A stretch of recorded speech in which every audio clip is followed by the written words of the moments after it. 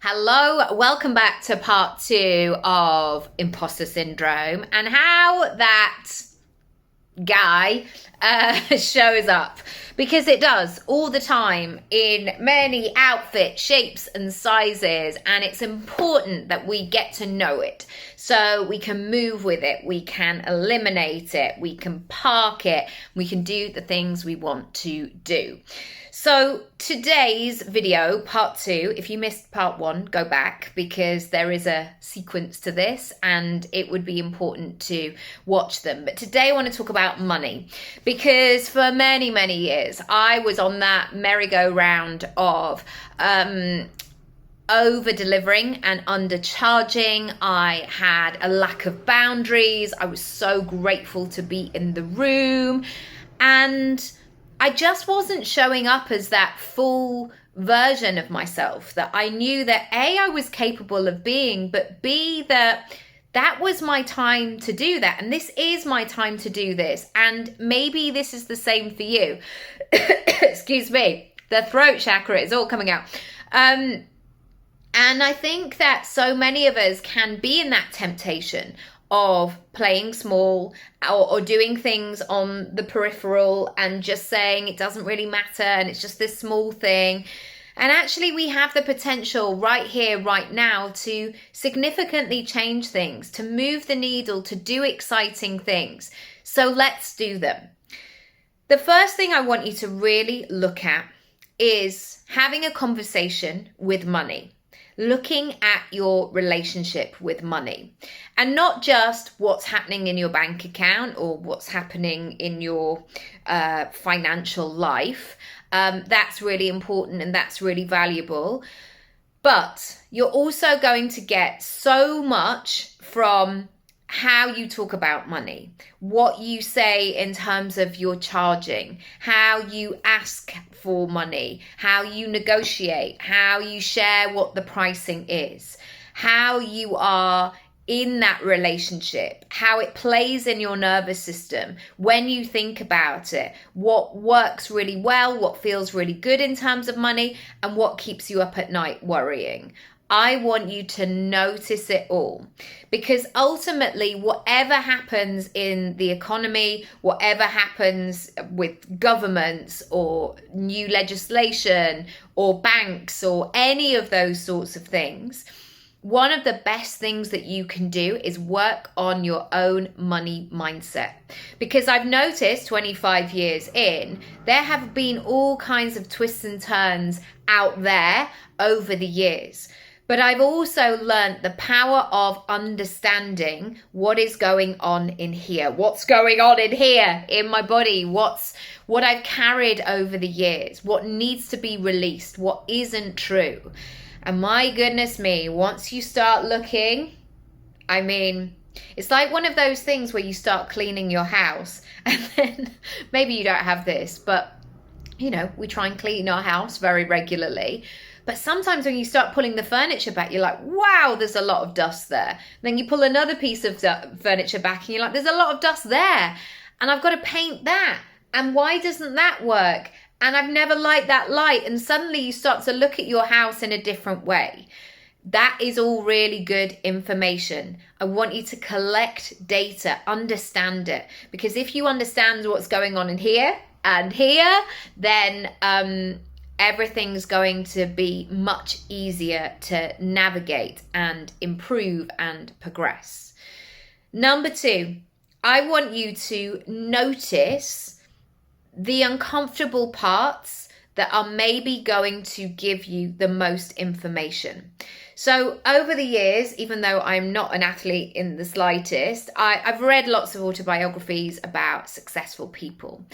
One of the things that I've noticed is that people watch their performance. They analyze it. So whether that's a sports person, whether that's somebody who is a sprinter, like what did I do? How did I maneuver around the people? When did I know when to go? When did I have that energy? What's the position of my arms? Or it could be somebody that's like a long jumper. Why do I stumble at that bit? What is it about that? Or it might be if you're looking at your speaking, you only realize that you do a lot of ums and ahs and ooh, ah, la, la, la, and you go round and round when you start watching these things back. I want you to do that with money and be so conscious and really turn up the brightness here and ask yourself, how am I feeling in this moment? Why am I hesitating here?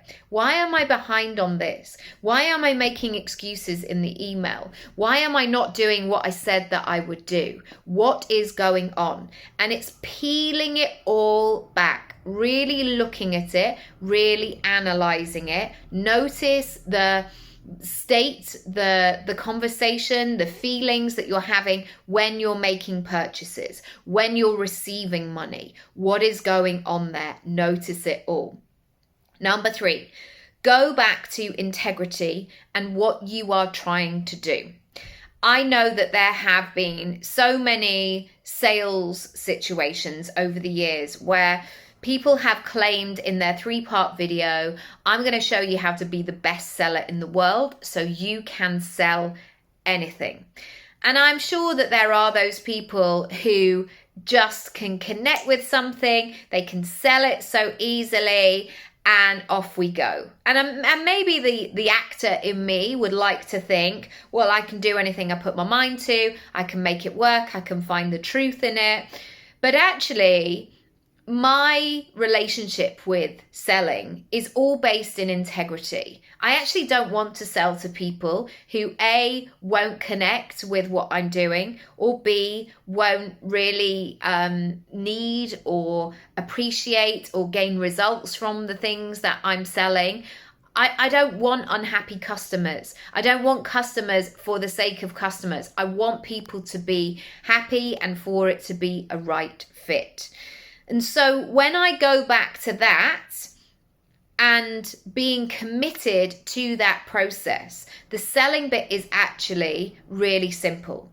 Because when I have ideal clients through the door, I will often feel it in that discovery call where that person will say to me, I feel like this is something I really need. And that's when I know that I've done my job, because they've had that moment of self-selecting and being able to say, this is what I need, and this is what I'm seeking, and this is what I'm going to pay for. There's no, well, you've done a really hard sell there and I'm going to go away and think about it. You know when you have that connection. And it's the same with, going into a relationship with somebody. You don't want somebody to be like, oh, hi, I'm just here for the sake of it because, I didn't have anyone else to hang out with. You don't want that. You want somebody who's like, can't wait, I'm going away with the girls this weekend. Can't wait to see you. This is exciting. We're going to do X, Y, and Z. That's the kind of vibe that you want to have. Number 4, the relief of the customers. This will really help you sell and price and encourage that relationship and that flow of money. One of the things that comes up when people talk about increasing their prices is that imposter syndrome of like, is it okay to do that? Am I taking something away? Am I taking the money? Am I being greedy over here while this person is struggling? And, all of those things. Many of us are empathetic human beings. We want to do right by people. We want to be in integrity. And so I want to give you another perspective today of a purchase that will move the needle and move things forward. Not just for that person, and we'll go on to this in part number 4 as well. When we were moving into this house, it was a 5-month process. And our house is, it was built, it's an Edwardian house. It was built in the early 1900s. I don't know how many owners it's had over the years, but certainly we're in a conservation area. And so when we were going through the process, we needed to understand the bones of this house. So, as most people would do, you get a structural engineer to check it out, what's happening, what's going on, what's the roof doing, what are the foundations like, all of these things. And the great thing here was that structural engineering report, even though it was so much money for us, but, essential, it felt like grown-up money. It's, you know, when you're like, well, we're making a practical purchase here, which is a lot of money, but it's essential.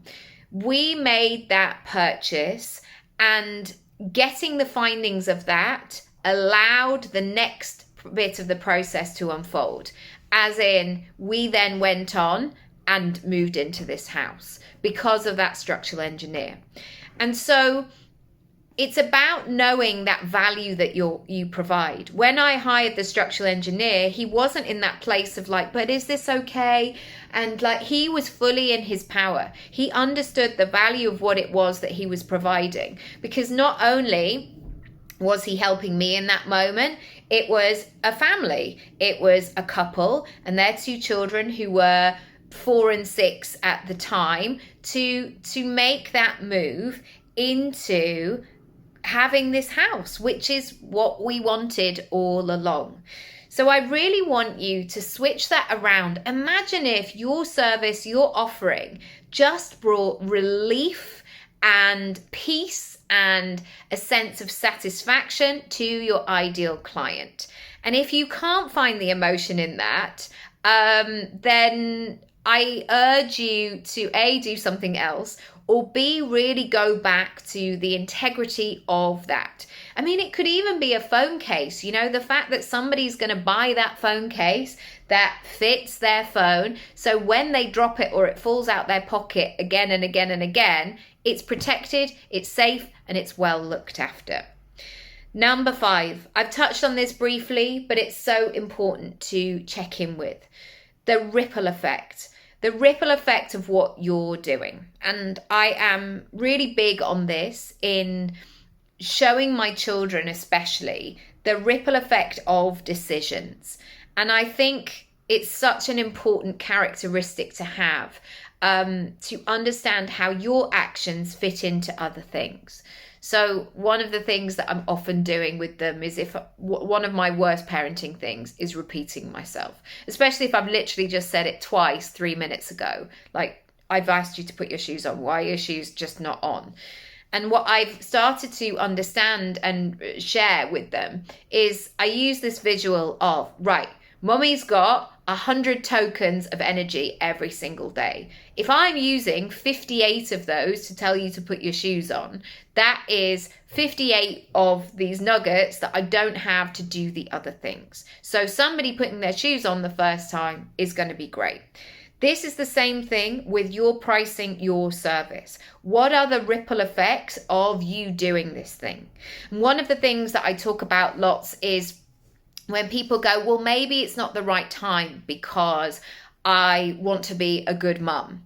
And we have to stop thinking about things being really separate, because for many of us, we don't have the option just to be a good mum over here, because many incomes are reliant on everybody who lives in that household, their income coming in. And so sometimes we have to go through that painful thing of thinking, well, actually, I'm going to have 6 months where I'm, 20% less of a good mum because I'm having to work, or I'm having to do all these things, or I'm really going through a growth period. But ultimately, it's going to get me there to being a better mum, or the best mum that you can be in the long run. And this is the beautiful thing that we have to look at, the ripple effect of our work. Because once again, you're in that integrity, you're in that solidarity, you're in that sense of, yeah, this is what it is. Trust in yourself. That's when you're going to create amazing things. If you want to create your income pie, come on over to my website. There are 3 ways you can join: an online course, a course version, plus a strategy session. Or we can work together for a month, get things all moving and shaking, and your pricing, and it all feeling really great. Come back tomorrow for part 3, and I'll see you then. Bye.